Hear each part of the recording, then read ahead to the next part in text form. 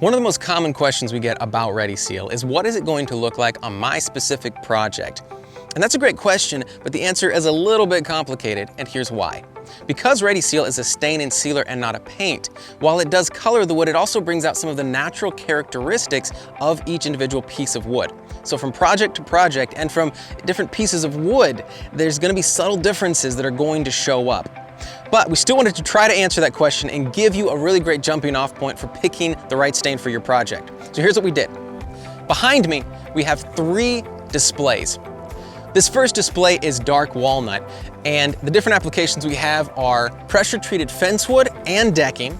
We have cedar fence wood and cedar decking, white fence pickets, and then an old fence wood that has been bleached and brought back to life and then stained with Ready Seal.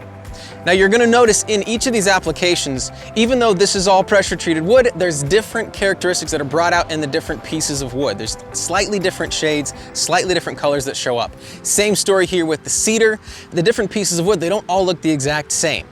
And you're going to see continues with the white wood here.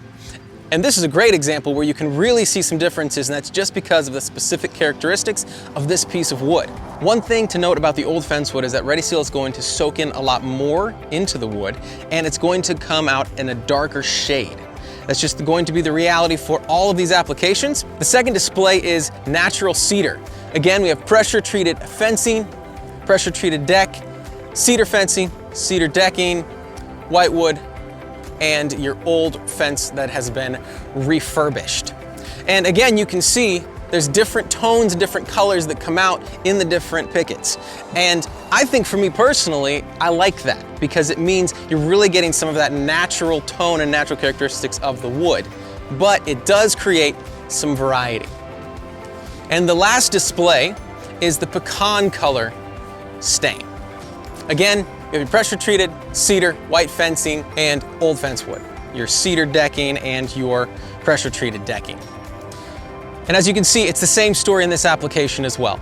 It's a beautiful color.